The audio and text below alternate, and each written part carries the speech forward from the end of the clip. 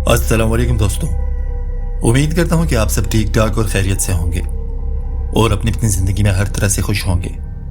मेरी भी आप सब के लिए अल्लाह पाक से यही दुआ है कि अल्लाह पाक आप सबको हमेशा खुश, सलामत और तंदुरुस्त रखे, आमीन।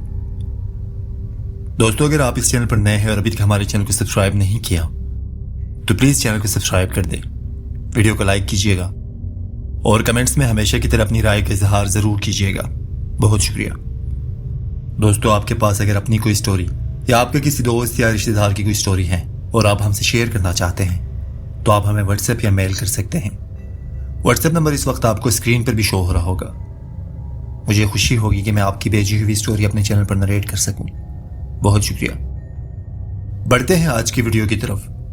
आज की वीडियो में हमारे पास एक खौफनाक कहानी है। उम्मीद करता हूं कि यह कहानी आपको अच्छी लगेगी। तो चलिए जी, बढ़ते हैं आज की पहली कहानी की तरफ। अस्सलाम वालेकुम अज़ान, उम्मीद है आप खैरियत से होंगे। मैं आपकी स्टोरीज पिछले 2 सालों से सुनता आ रहा हूं। आपकी स्टोरीज बहुत अच्छी और इंटरेस्टिंग होती है जो वाकई में चिल्स देती है। मैंने सोचा कि मैं भी आपके साथ एक वाकया शेयर करूं जो मेरे और मेरे 2 दोस्तों के साथ पेश आया था। अज़ान, मेरा नाम आतिफ है और मेरा ताल्लुक लाहौर से है। यह वाकया जो मैं आपसे आज शेयर करने जा रहा हूं, यह हम 3 दोस्तों के साथ पेश आने वाला एक सच्चा वाकया है और हमारी आप बीती है और मेरी जिंदगी का सबसे खौफनाक इंसिडेंट है। यह बात साल 2013 की है, जब हम 3 दोस्त फहद, खुर्रम और मैं, हम तीनों ने डिसाइड किया कि लाहौर से स्वात की रोड ट्रिप पर निकलते हैं। इस तरह से हम अपना मूड भी चेंज कर लेंगे और घूम फिर के भी आ जाएंगे। हम तीनों की दोस्ती यूनिवर्सिटी टाइम से थी और हम हर वीकेंड का फायदा उठाते हुए कुछ ना कुछ एडवेंचर किया करते थे। हम तीनों दोस्तों में से फहद का जहन थोड़ा खुराफाती था। वो हर वक्त अपने जहन में कुछ ना कुछ प्लान करता रहता था और खुर्रम हम तीनों में से सबसे ज्यादा सीरियस और लॉजिकल था, जबकि मैं बीच का बंदा था। मतलब ना इतना सीरियस और ना इतना लाइट हार्टेड। हम तीनों दोस्त एक दिन बैठकर गपशप कर रहे थे कि फहद ने अचानक से कहा कि यार, क्यों ना किसी दिन हम लोग रोड ट्रिप पर चलें। खुर्रम ने फहद से पूछा कि कहाँ जाना है। फहद ने हमें कहा कि स्वात, लाहौर से स्वात के रोड ट्रिप पर निकलते हैं। बस एक दिन का ट्रिप होगा। एक दिन स्टे करने के बाद हम अगले दिन वापस आ जाएंगे। मैं और खुर्रम दोनों मान गए और जाने को तैयार हो गए। हम सब ने मिलकर डिसाइड किया कि कल निकलना है। हम तो घर से यही सोच कर निकले थे कि बस एक दिन का रोड ट्रिप होगा और अगले दिन हम वापस आ जाएंगे, लेकिन हमें नहीं पता था कि हम लोग किस मुसीबत में फंसने वाले हैं। हम तीनों दोस्त अगले दिन 4 बजे के टाइम मेरे घर के पास इकट्ठे हुए और वहां से गाड़ी में बैठ के पेट्रोल पंप से पेट्रोल भरवाया और चल पड़े। हमारा प्लान बस एक दिन का था। हमने सोचा कि टाइम की कमी है, इसलिए क्यों ना शॉर्टकट से जाएं। वैसे भी रास्ता काफी लंबा है। जब हम लोग लाहौर से निकलकर मोटरवे पर आए और इस्लामाबाद की तरफ जाने लगे तो सब कुछ बिल्कुल ठीक ठाक और नॉर्मल था। हम तीनों अपने मजों में मस्त गपशप किए जा रहे थे। फहद ने अपनी प्लेलिस्ट लगाई और हम म्यूजिक एंजॉय करते हुए आगे बढ़ गए। कुछ घंटों के बाद हम इस्लामाबाद के टेरिटरी में एंटर हुए। जैसे ही हम इस्लामाबाद के हदूद में एंटर हुए, हमें बहुत अजीब सी फीलिंग्स आने लगी। एक अजीब किस्म की ठंडक महसूस हुई। खुर्रम ने मेरी तरफ देखा और कहा, यह क्या है, तुमने महसूस किया? मैंने उसे कहा कि हाँ, हवा में थोड़ा सा बदलाव महसूस हो रहा है। फहद ने कहा कि कोई टेंशन लेने वाली बात नहीं है, बेफिक्र रहो। शायद हवा का डायरेक्शन चेंज हो गया हो, इसलिए तुम लोगों को ऐसा फील हुआ। 2013 में स्वात का मोटरवे अभी नहीं बना था, तो हमें जीटी रोड से जाना था। जब हम तरनोल के पास पहुंचे तो रात का वक्त हो गया था। उस वक्त रात के शायद 9 बज रहे थे। हम अभी वहां से गुजरकर जीटी रोड पर जाने ही लगे थे कि हमारी नजर एक पुरानी रोड पर पड़ी जो दरख्तों से घिरी हुई थी। फहद ने कहा कि वो देखो, ये रोड काफी अजीब लग रही है। फिर उसने कहा कि बहुत खौफनाक सी भी लग रही है। मैंने उसे कहा कि ज्यादा बातें ना करो, ये बताओ कि यह रास्ता स्वात की तरफ जा रहा है कि नहीं। उसने कहा कि हाँ, यह रास्ता भी स्वात की तरफ जा रहा है और ये शॉर्टकट है। मैं और खुर्रम जोर जोर से हंसने लगे और फहद को कहा कि यार, तुम तो बहुत पट्टू निकले, ये बस तुम्हें वैसे ही खौफनाक लग रहा है। उसकी बात इग्नोर करके हम उसी रोड से जाने लगे। अभी हमें उस रोड पर आए हुए कोई 4 से 5 मिनट ही गुजरे होंगे کہ اچانک سے ہمارے پیچھے سے ایک وائٹ کار آئی اور ہمارے بالکل ساتھ ساتھ جانے لگی۔ عجیب بات یہ تھی کہ وہ روڈ بالکل خالی اور سنسان تھا۔ ہماری گاڑی کے علاوہ وہاں پر کوئی اور گاڑی نہیں تھی، لیکن اب یہ گاڑی کہاں سے آ گئی؟ پہلے تو ہمیں لگا کہ شاید یہ بھی اسی راستے سے جا رہا ہے، لیکن اس کار کی حرکتیں کچھ ٹھیک نہیں لگ رہی تھی۔ وہ کار کبھی ہمارے بالکل قریب آتی، کبھی آگے ہو جاتی، کبھی ساتھ ساتھ چلتی اور کبھی بالکل پیچھے رہ جاتی۔ ہمیں اس کی یہ حرکتیں بہت عجیب لگنے لگی۔ ہم نے پیچھے مڑ کر دیکھا تو اب وہ گاڑی ہماری نظروں سے بالکل غائب ہو گئی تھی اور بالکل پیچھے رہ گئی تھی۔ ابھی ہم اس روڈ پر جا ہی رہے تھے کہ وہ کار اچانک ہمارے آگے دکھائی دی۔ ہم اس وقت بہت گھبرا گئے۔ ہم نے سوچا کہ یہ کار تو پیچھے رہ گئی تھی، ہمارے آگے کیسے آئی؟ فہد نے گھبراتے ہوئے کہا، یار یہ کار ہمارے آگے کیسے آ گئی؟ یہ تو پیچھے رہ گئی تھی۔ اس وقت ہم سب بہت زیادہ ڈر گئے تھے۔ خرم نے گھبرا کر کہا کہ یار تم لوگ مانو نہ مانو، مجھے معاملات کچھ ٹھیک نہیں لگ رہے۔ ابھی ہم اس روڈ پر کار کے پیچھے پیچھے جا ہی رہے تھے کہ وہ کار اچانک سے ایک سائڈ پر رک گئی۔ ہم نے اس کی طرف دیکھنا مناسب نہیں سمجھا اور وہاں سے سیدھا نکل گئے۔ ہم نے اپنے آپ کو سنبھالا اور کہا کہ شاید وہ بھی کوئی مسافر ہو، بس ہمیں ویسے ہی وہم ہو رہا ہے، کیا پتا وہ کار ہمارے آگے ہی تھی۔ ابھی ہم یہ باتیں کر ہی رہے تھے کہ وہ کار ہماری گاڑی کے ساتھ بالکل برابر آ گئی۔ ہم ایک بار پھر سے بہت زیادہ خوف زدہ ہو گئے۔ میں گاڑی کو فل سپیڈ میں بھگانے لگا۔ فہد نے اپنا فون اٹھایا اور روٹ چیک کرنے لگا کہ ہم اس وقت کہاں ہیں۔ ہم نے سوچا کہ شاید یہ بس کوئی کوئنسیڈنس تھا، لیکن وہ گاڑی اب بھی بالکل ہمارے ساتھ ساتھ جا رہی تھی۔ جیسے ہی میں نے سپیڈ بڑھائی، اس کار نے بھی اپنی سپیڈ بڑھا دی۔ ہم اس وقت بہت ڈسٹرب ہو گئے تھے، بہت زیادہ ڈرے ہوئے تھے، لیکن تھوڑی دیر کے بعد وہ کار ایک دم سے پھر سے غائب ہو گئی۔ جب ہم نے پیچھے دیکھا تو وہ گاڑی اب ہمارے ساتھ نہیں تھی۔ ہم نے خود کو ریلیکس کیا اور باتیں کرنے لگے۔ ابھی کچھ آدھا گھنٹہ ہی گزرا ہوگا کہ ہم اسی روڈ پر ایک ایسی جگہ سے گزرنے لگے جو بالکل سنسان اور بنجر تھا۔ اس جگہ کو رات کے اندھیرے میں دیکھ کر ہمیں اور ڈر لگنے لگا۔ ہمیں اس جگہ سے بہت خوف آ رہا تھا۔ ابھی ہم وہاں سے گزر ہی رہے تھے کہ وہ کار ایک بار پھر سے اچانک سے ہمارے ساتھ آ گئی۔ وہ بالکل ہمارے پیچھے آ رہی تھی۔ اب خرم نے کہا کہ اب سپیڈ نہیں بڑھانی۔ اس نے کہا کہ یہ کار ہمارے پیچھے کیوں آ رہی ہے؟ ایسا کیا ہے کہ یہ ہمارے پیچھے پیچھے آ رہی ہے؟ اب خرم نے مجھے کہا کہ گاڑی سائڈ پر روک دو۔ جیسے ہی میں نے گاڑی سائڈ پر روکی تو وہ کار بھی بالکل ہمارے پیچھے رک گئی۔ ہمیں اس وقت بالکل ہمت نہیں ہو رہی تھی کہ نیچے اترے، اور نہ ہی اس کار سے کوئی نیچے آ رہا تھا۔ ہمارے دل اس وقت بہت زور زور سے دھڑک رہے تھے۔ ہم ڈر خوف کی حالت میں اس ٹرپ پر آنے سے پچھتا رہے تھے کہ ہم کیوں اس ٹرپ پر آئے۔ ہم تینوں بالکل چپ چاپ گاڑی میں بیٹھے ہوئے تھے۔ اس وقت اتنی خاموشی تھی کہ آپ یقین کریں، ہمیں اس وقت ہمارے دلوں کی دھڑکنیں سنائی دے رہی تھی۔ ہم وہاں پر کچھ آدھا گھنٹہ رکے رہے۔ میں نے کہا کہ یار چلو اس کار کے پاس دیکھتے ہیں کہ کون ہے اور ہم سے کیا چاہتا ہے۔ فہد اور خرم نے گھبراتے ہوئے کہا کہ یار نہیں، ہمیں ایسا نہیں کرنا چاہیے، ہمیں آگے بڑھ جانا چاہیے۔ لیکن میں نے ان کی نہیں سنی اور گاڑی سے نیچے اتر کر دھیرے دھیرے اس کار کے پاس جانے لگا۔ جب میں اس کار کے پاس پہنچا اور میں نے جو دیکھا، آپ یقین کریں اذان، میرے جسم اس وقت میرے ساتھ نہیں دے رہا تھا۔ میرے جسم میں اتنی جان نہیں تھی کہ میں پیچھے پلٹ سکوں اور اپنے دوستوں کو آواز دے سکوں۔ جب میں نے گاڑی میں جھانک کر دیکھا تو نہ ڈرائیونگ سیٹ پر کوئی تھا اور نہ ہی پیسنجر سیٹ پر۔ اس وقت ایک عجیب سی ٹھنڈی ہوا میرے جسم سے ٹکرانے لگی۔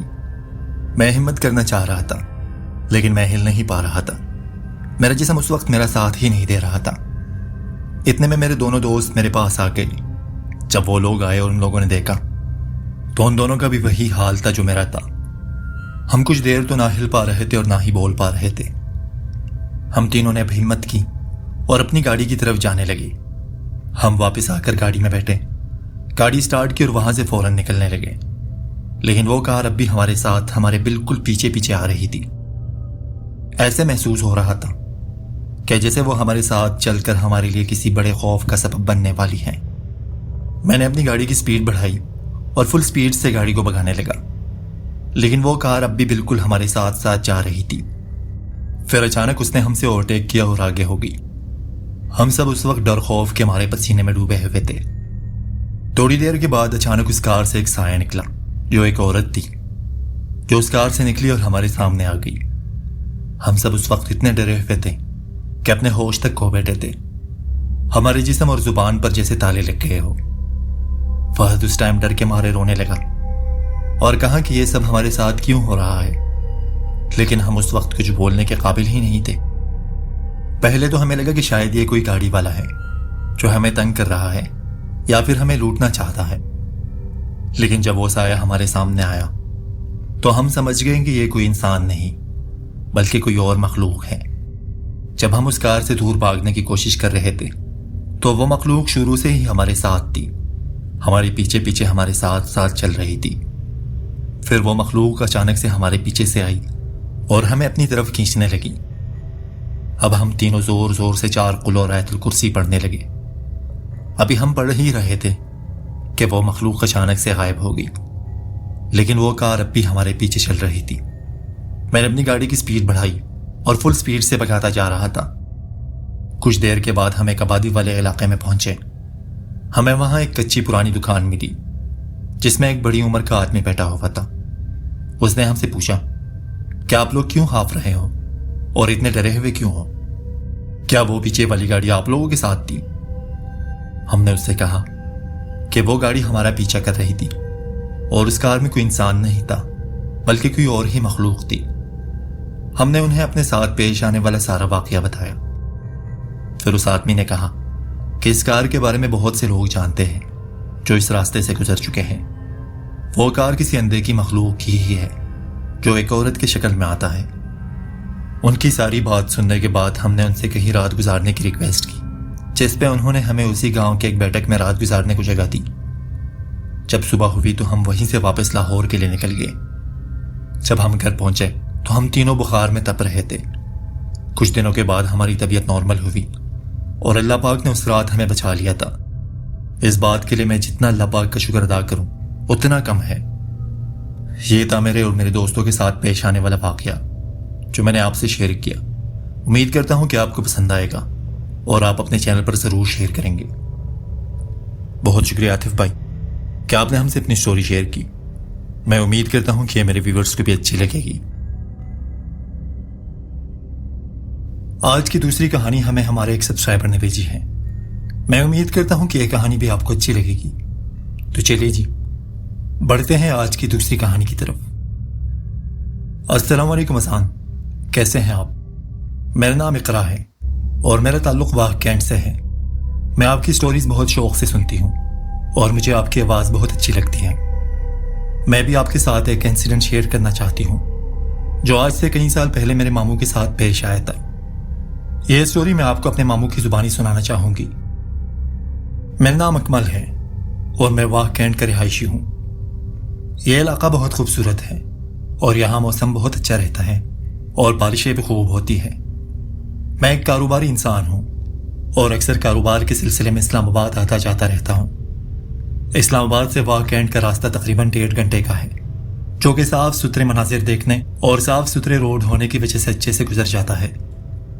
مجھے کچھ ہی مہینے ہوئے تھے کہ میں نے اسلام آباد میں اپنا بزنس سیٹ کر لیا تھا، یا یوں سمجھ لیجئے کہ یہ بس ابھی نیا نیا کام تھا۔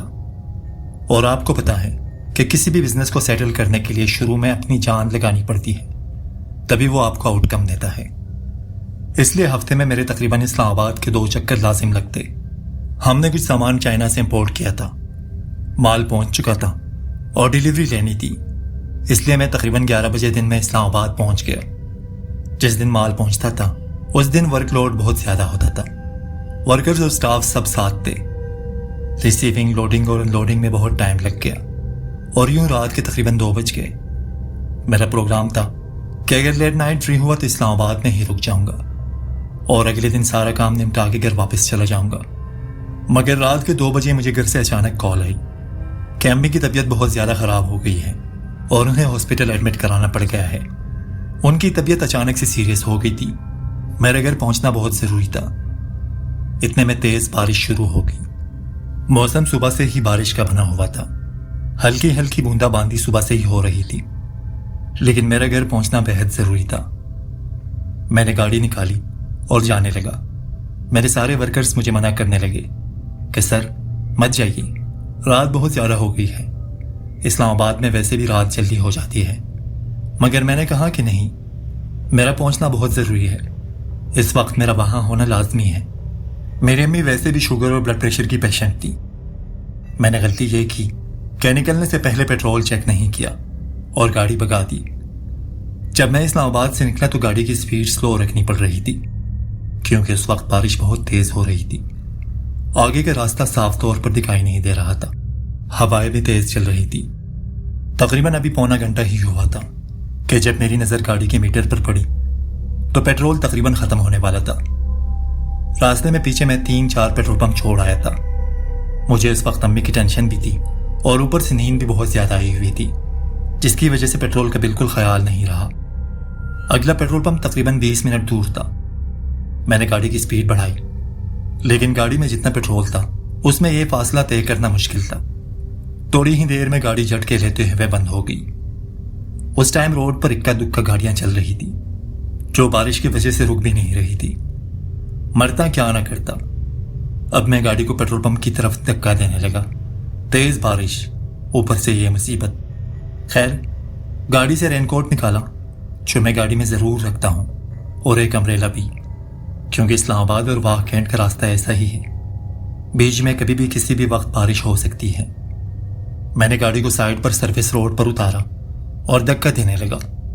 دھکا دیتے دیتے میں کافی آگے تک آ چکا تھا۔ پیٹرول پمپ تک پہنچنے میں بھی تھوڑا سا فاصلہ تھا۔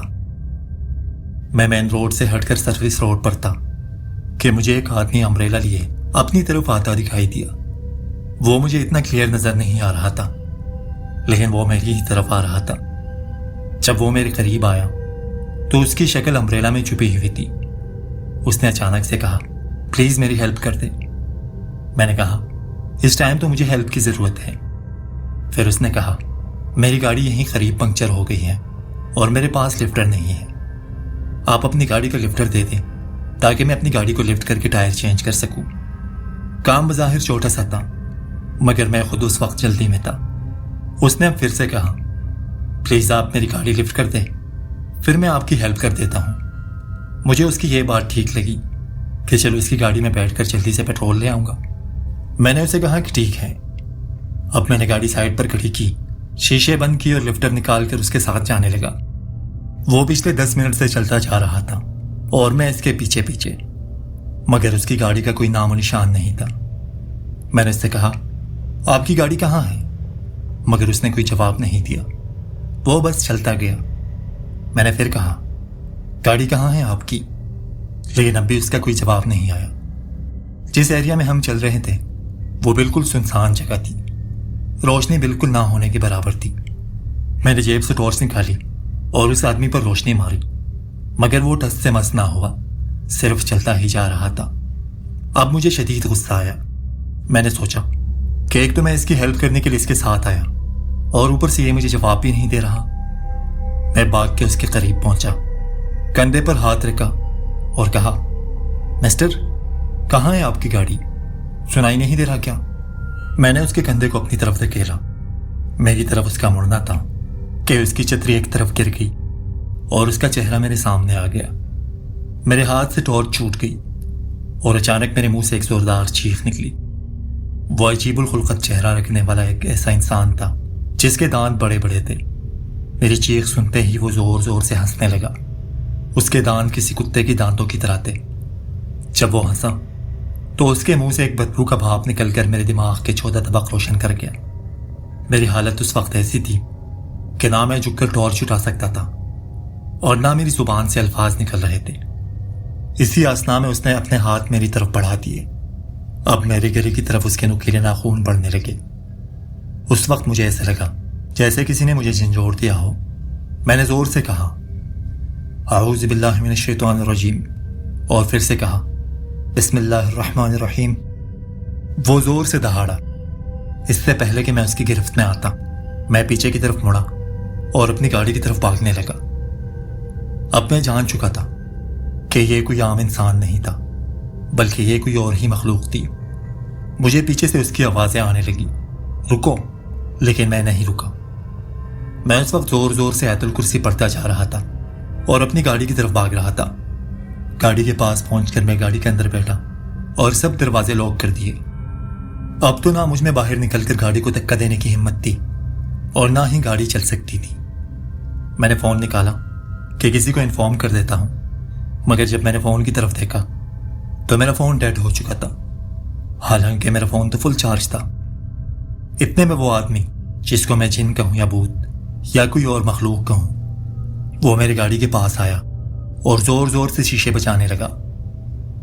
میں بار بار اپنے فون کو آن کرنے کی کوشش کر رہا تھا، لیکن میرا فون آن ہونے کا نام ہی نہیں لے رہا تھا۔ اس وقت مجھے کچھ سمجھ نہیں آ رہا تھا کہ میں کیا کروں۔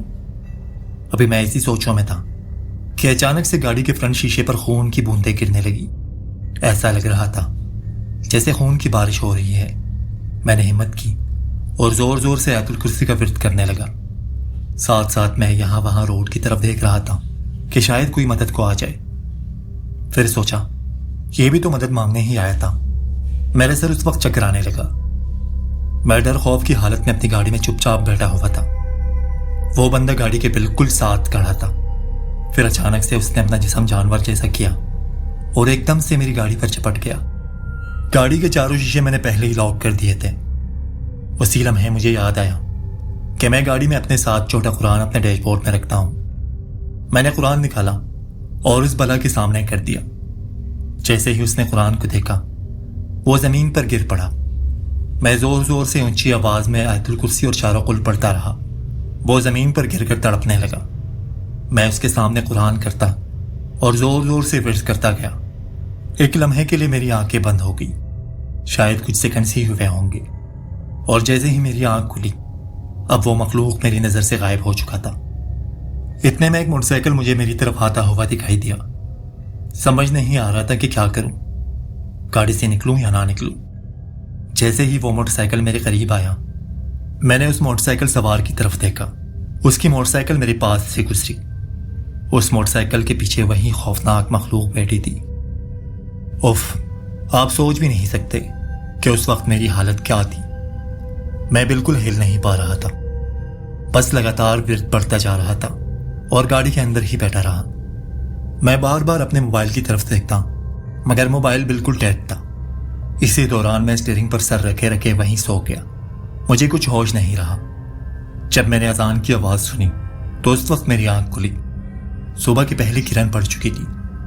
حیران کرنے والی بات یہ تھی کہ گاڑی پر اب کوئی نشان نہیں تھا، خون کی ایک بوند تک نہیں تھی۔ میں نے سب کچھ اچھی طرح چیک کیا۔ گاڑی سے نکلا، اللہ کا نام لیا، اذان کے الفاظ ریپیٹ کرتا رہا۔ اب میں نے گاڑی کو دھکا دینا شروع کیا اور آخر کار پیٹرول پمپ تک پہنچ گیا۔ وہاں پر پہنچ کر میں نے وضو کیا، فجر کی نماز ادا کی اور گاڑی میں واپس بیٹھ کر واہ کینٹ کی طرف بڑھنے لگا۔ مجھے اس وقت ایک خیال آیا، وہ یہ تھا کہ کل کام زیادہ ہونے کی وجہ سے میں نے نہ مغرب پڑھی تھی اور نہ عشاء پڑھ سکا، اور جب رات کو سفر پر نکلا تو نکلنے سے پہلے پریشانی کی حالت میں تھا، اور پھر میں نے وضو بھی نہیں کیا تھا۔ شاید اسی لیے یہ سب واقعات میرے ساتھ پیش آئے۔ جب میں گھر پہنچا تو سب بہت پریشان تھے۔ امی کی پریشانی ایک طرف اور میری پریشانی ایک طرف۔ میں نے کسی کو کچھ بھی نہیں بتایا۔ سب پوچھتے رہے کہ تم کہاں تھے؟ تمہارا اسٹاف کہہ رہا تھا کہ تم 2 بجے نکل چکے تھے۔ اسلام آباد سے واہ کینٹ کا راستہ اتنا لمبا بھی نہیں ہے، اور فون کیوں بنتا؟ فون کا نام سنتے ہی میں نے موبائل جیب سے نکالا اور اپنی بیگم کو دیا کہ اسے چارج کر دو۔ جب وہ فون چارج پر لگانے گئی تو اس نے کہا کہ آپ کے فون میں 75% چارج ہے۔ مجھے اس وقت خیال آیا کہ پھر فون بند کیوں تھا؟ میں 75% چارج پر چونک گیا۔ میں نے کہا فون ادھر لاؤ۔ جب میں نے اپنا فون دیکھا تو واقعی اس میں 75% چارج تھا۔ میں نے سوچا کہ پھر وہ رات کو سب کیا تھا؟ میں کس طاقت کے زیر اثر تھا؟ میرے دماغ گم گیا۔ مجھے کسی بھی چیز کا ہوش نہیں رہا، نہ امی کا، نہ ہسپتال جانے کا۔ مجھے اس وقت ایک گہری نیند کی ضرورت تھی۔ میں اپنے کمرے میں گیا اور سو گیا۔ کچھ دنوں کے بعد جب میری طبیعت سنبھلی تو میں اپنی گاڑی کو ہر طرح سے چیک کرنے لگا، مگر نہ تو وہاں پر خون کے کوئی نشان تھے اور نہ ہی دبے۔ امی کی طبیعت اب بہتر ہو گئی تھی، لیکن آج بھی جب میں کام کے سلسلے سے اسلام آباد جاتا ہوں اور جب اس راستے سے گزرتا ہوں تو میری نظریں خود بخود اس جگہ کی طرف اٹھ جاتی ہیں۔ مجھے لگتا ہے جیسے کوئی مجھے دیکھ رہا ہے۔ میں فوراً دعائیں پڑھنا شروع کر دیتا ہوں اور دعائیں پڑھتے پڑھتے وہاں سے نکل جاتا ہوں۔ تو جی دوستو، امید کرتا ہوں کہ یہ سٹوری آپ کو اچھی لگی ہوگی۔ دوستو، اگر آپ کے پاس بھی اپنی کوئی سٹوری ہے اور آپ ہم سے شیئر کرنا چاہتے ہیں تو آپ ہمیں میل یا واٹس ایپ کر سکتے ہیں۔ واٹس ایپ نمبر اس وقت آپ کو اسکرین پر بھی شو ہو رہا ہوگا۔ مجھے دل سے خوشی ہوگی کہ میں آپ کی بھیجی ہوئی سٹوری اپنے چینل پر نریٹ کر سکوں۔ بہت شکریہ دوستو۔ اگر آپ اس چینل پر نئے ہیں اور ابھی تک ہمارے چینل کو سبسکرائب نہیں کیا تو پلیز اس چینل کو سبسکرائب کر دیں، ویڈیو کو لائک کیجیے گا اور کمنٹس میں اپنی رائے کا اظہار ضرور دیجیے گا۔ بہت شکریہ۔ ملتے ہیں کسی اور روز کسی اور کہانی کے ساتھ۔ تب تک کے لیے اپنا بہت سارا خیال رکھیے گا، دعاؤں میں یاد رکھیے گا۔ اللہ حافظ۔